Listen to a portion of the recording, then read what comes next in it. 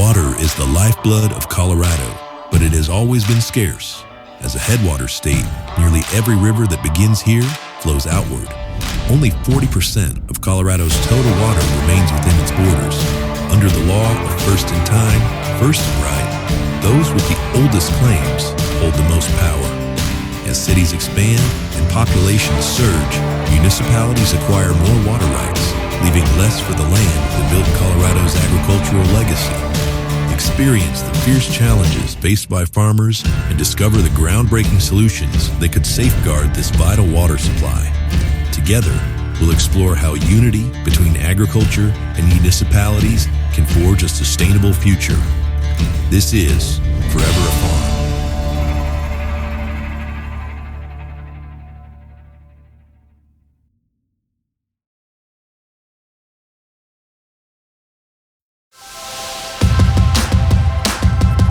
Today we're visiting Kalera, one of the world's largest vertical farms, where cutting-edge technology is redefining the way food is grown.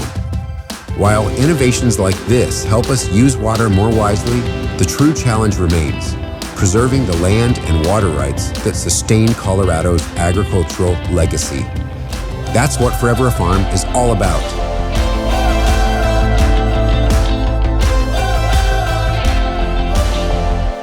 What you're looking at here is a facility of about 80,000 square feet, and you're looking at a space where we grow the product of approximately 50 to 60,000 square feet.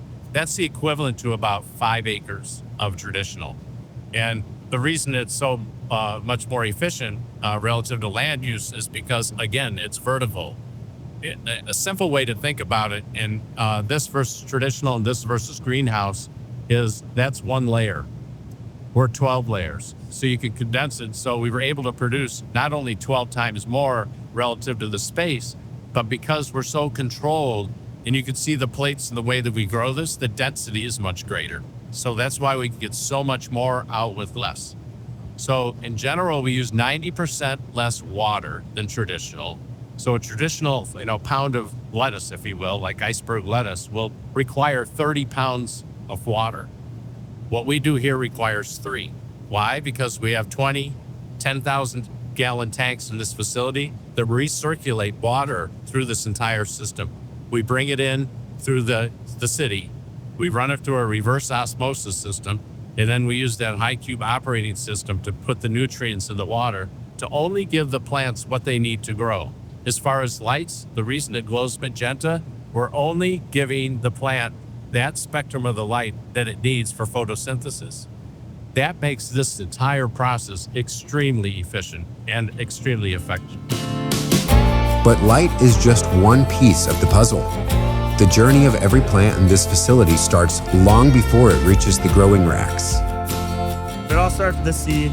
So we have some automated equipment that helps us place seeds into these trays, and these trays are where the plants start. So this is a substrate.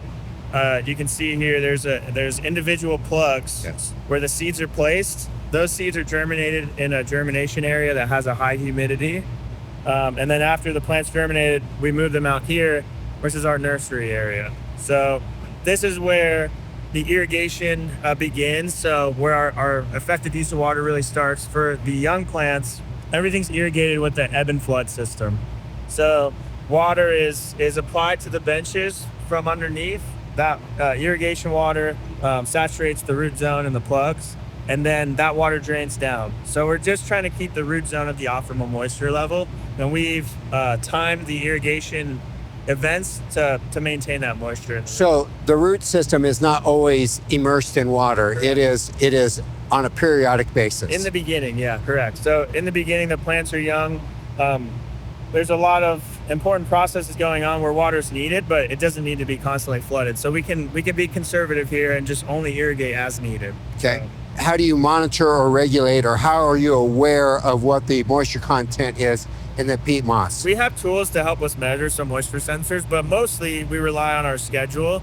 The irrigation frequency is really driven by the climate conditions. So it's a 2-part system. We have our climate sensors that ensure that the climate conditions are within our targets. And as long as the climate conditions are within where we want them to be, we know how often we need to irrigate based on our crop recipe, so to speak. If there is anything abnormal, then we have tools and they can measure. Maybe they need to adjust the frequency, but there is a target moisture level that we're looking for. We just rely on our schedules and the data from the climate census to ensure that we're meeting Okay. that. So, Oh, very good. yeah.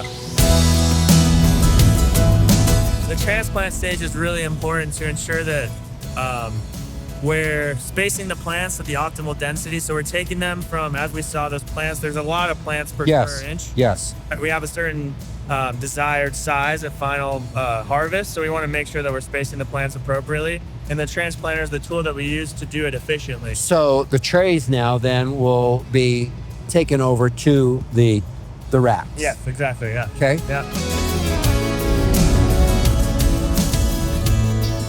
Oh, that is interesting. So when they're transplanted, the roots are still kind of fit in the plug. Okay. They're not loose like this. And then once we transplant them, the plugs stay, they make contact with the solution so it keeps them moist.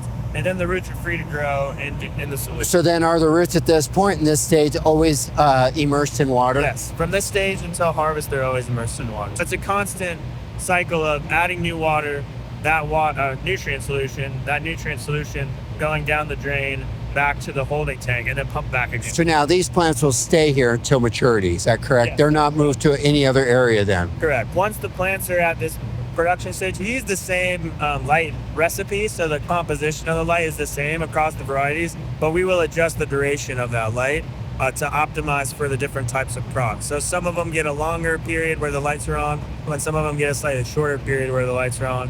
It's really just about maximizing the light use efficiency. Certain plants can do more with more light, and some it just becomes excessive or wasteful. We also have equipment that helps keep the temperature maintained, so that's important too. We want to target the right temperature, which is roughly 73 degrees for the right amount of growth. That's an average from day and night temperature. But that temperature being consistent is really important for consistent quality.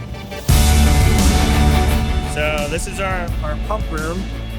My goodness, look at the plumbing. So yeah, this is kind of the heart of the facility. This is where all the water is balanced, maintained, clean before it's irrigated out to the plants. And then all the return water comes back here too. So our irrigation system is an entire closed loop from the feed supply side. We'll recapture that drainage water, and then it comes back in here, gets sanitized, and then goes back out to its products. These tanks behind me are our storage tanks. And at any one time, we have around 150,000 gallons of water just stored in here that's constantly being recirculated. So that closed loop of the system is really where the water use efficiency comes from. We can recapture what we're feeding the plants, and as long as we can keep it clean and well balanced, and we're happy to recirculate that and send it right back to the plants. It's basically a big teeter-totter. As we harvest plants and they take up nutrients, we just want to make sure we're adding what we're taking out back in. And so there, it's monitored throughout from Yes. beginning to end. Yep. That's we amazing. have tools to monitor here at the facility. Then we also take samples and send those to a lab periodically for analysis to, one, make sure our tools are good, and then two, just give us another point of reference to make sure that our strategy is working and that we're maintaining the targets that we need. That's amazing.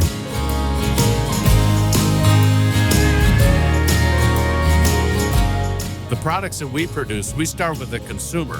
What is the consumer looking for? They're looking for freshness. They're looking for, purity. They're looking for no herbicides, pesticides, bugs, and so forth. So we use seeds that are specifically designed to grow efficiently and effectively in this environment. And when you control the environment for the products that we produce, that's one of the reasons that the cycle time from seed to harvest is much less. Just in general terms, across all our product portfolio, it's on average, it's about 6 weeks. So what we plant today, we will harvest and pack 6 weeks from today. That's on average. We harvest in this facility every Monday, Tuesday, Thursday, and Friday. We have route trucks that leave this facility with our product in it to get it to where it needs to go, and it's there the next day and hopefully consumed either that day or the following day. We're very proud about the fact that we waste very little of our product. And if we do have excess, we work with a variety of different people in the community to make sure that we get this product to people that need it, even if they're not purchasing it, which is really important. Because again, in this country and across the world, we have to stop food waste.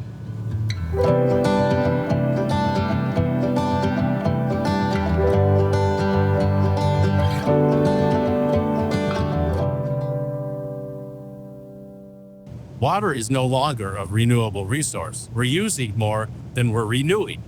And so the fact that we can use 90% less water, is just so beneficial to everything, to everybody. When the water comes into this facility, it goes through the reverse osmosis system, it purifies it, and then it goes into these holding tanks of 250,000. So once those tanks are filled, we only have to top them off for the basically water that we lose through the respiration of the products that we are growing.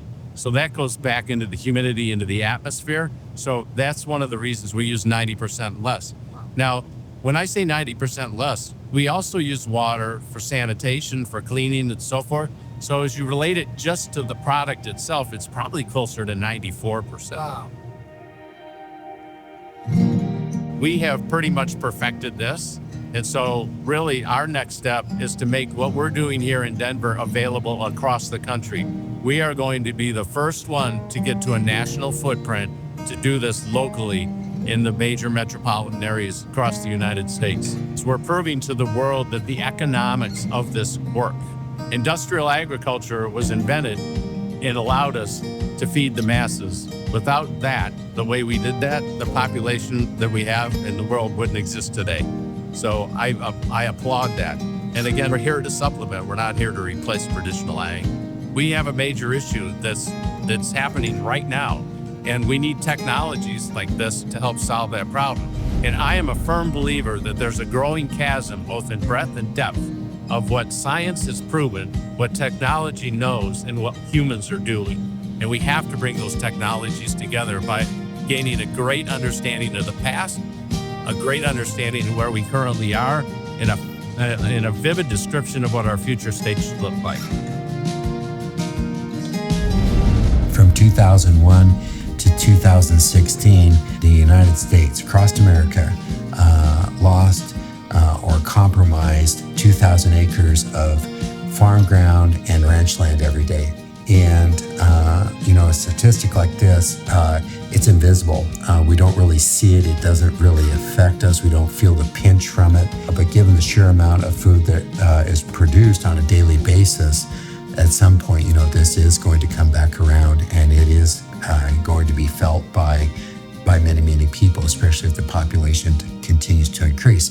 So that's in part why I wanted Forever Farm to be a part of this as far as preventing this from happening, and to be able to contribute to the reduction of these numbers that are compromised because of development and the various other things that are happening to America's rural farm ground. What I don't believe, because it gets touted a lot, is, nobody wants to farm. I know so many young farmers that would love to have a place that they could call their own, and a place to get started and to build the legacy that they have in their own mind. The reality is, without action, we risk losing not just farmland, but an entire way of life. With projections indicating Colorado's population could nearly double to 10 million people by 2050, the demand for an additional 600,000 to 1 million acre-feet of water annually is alarming. Throughout this journey, we've seen how Colorado's water and farmland are at a crossroads. Urban growth, shifting policies, and diminishing resources are putting pressure on the land that feeds us. While innovations like vertical farming and subsurface drip irrigation help conserve water and expand food production, they can't replace the farms, people, and traditions that built Colorado's agricultural legacy. Investing in Colorado water through Forever Farm isn't just about financial returns. It's about preserving a way of life, embracing smarter solutions, and ensuring that the historic water rights on irrigated farmland remain protected, keeping agriculture as a cornerstone of Colorado's future. By working together, we can strike the balance needed to sustain both our growing communities and the land that feeds us. Family today, a legacy tomorrow, Forever a Farm.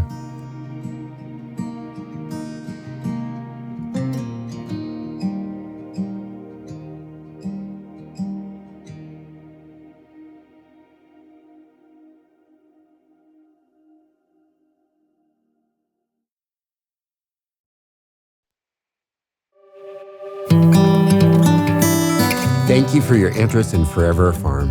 It is my hope and desire that you had the same shared passion as I do for the preservation of irrigated farm ground, a willingness to invest in securing future water resources, creating a legacy that will impact future generations, and ensuring the environment will be cared for many years to come.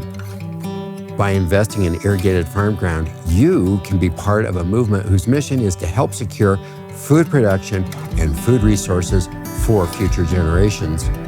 Begin building your legacy by investing in the Earth's most valuable resource, productive irrigated farm ground. I'm sure many of you have questions about what it means to invest in Forever a Farm and how to invest in Forever a Farm. Let me first start by saying investing in Forever a Farm gives you the opportunity to be part of an investment community that specializes in an overlooked, not so sexy investment resource that may receive an honorable mention in a drought. What is it? Water. More specifically, fresh water in the arid southwestern United States. Did you know that river water in Colorado is finite? Not infinite, but finite. Can you name any other resource that can claim that title?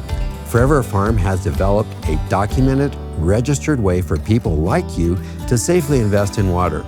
Compare a 10-year annual average of 17% to other investments. It's worth thinking about. Forever a Farm has an irrigated farm ground portfolio that is offering investors an opportunity to purchase shares in Forever a Farm. Licensed with the SEC and governed by binding operating agreements, each investor must be accredited as per the requirements and definitions of the SEC. Each purchased unit of Forever a Farm is certified and registered. You may be asking at this point why you can't go beyond the password-protected page without submitting your information. Due to the SEC requirements, we are limited as to how much investment information we can publicly divulge, and we need more information to determine whether or not you are indeed an accredited investor. The information you provide is private, confidential, and is used only to verify that you are an accredited investor. To learn more, see if you qualify, and get access to the application form, click the calendar link below to book a call with our team. Again, thank you for your interest in preserving Colorado's farm and water resources. We can't wait to meet you. Thank you again.